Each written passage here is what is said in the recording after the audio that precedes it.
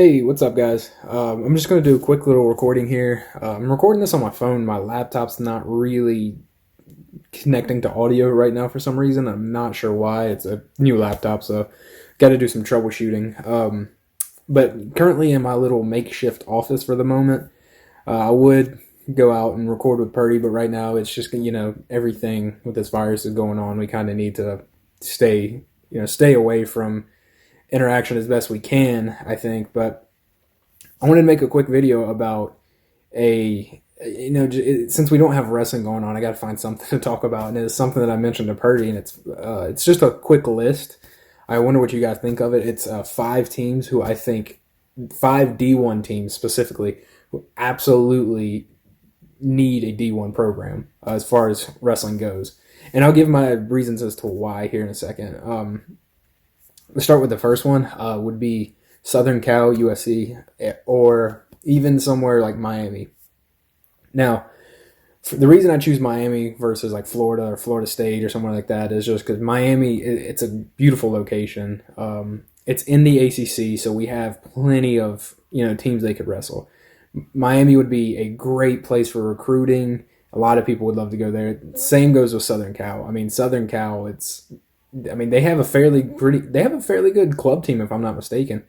But I mean, it's just a prime location. It makes sense. California's got a slew of talent, wrestling talent around there. And it's such a big state. I mean, to me, it makes sense.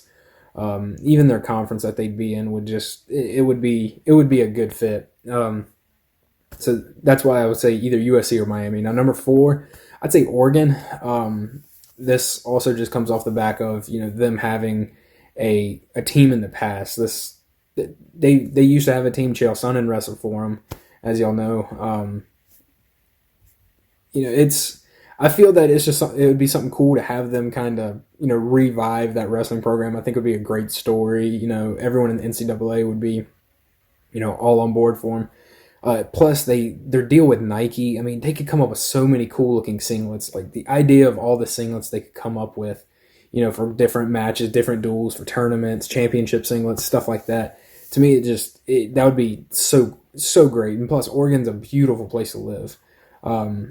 Also, that area has some fairly good wrestlers up around that area. So, I mean, that would be my definite choice for the number 4 pick. Number 3, this one's going to shock some people. I know it shocked Coach Purdy when I mentioned it, but it was Clemson. And the reason I say Clemson for my number 3 and not my number 1 is because, if Clemson continued to not have a program, it wouldn't be a big deal. Here in the state of South Carolina, wrestling is not as big a sport. It's all about football and baseball here.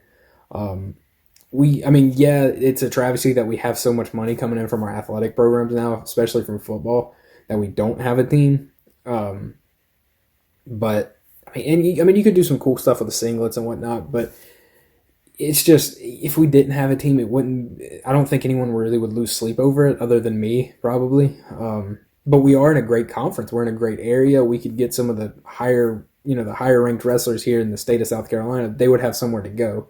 You could look at some of the guys here in South Carolina that we've had, great name, like the great records and all this. But they end up having to go to somewhere like SMC or some smaller school that just they can't really shine to their true potential.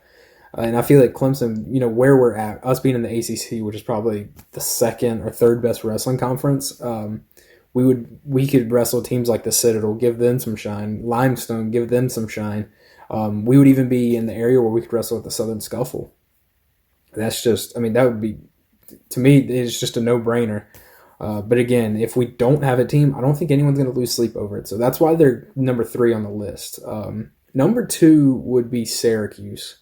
Why Syracuse doesn't have a team, I don't know. Them being in the ACC, which is a big wrestling conference, and being in New York, like New York's it's a wrestling state. A lot of people know, New York and New Jersey, there's a lot of high-class wrestlers around that area. To me, it baffles me why they don't have a wrestling team.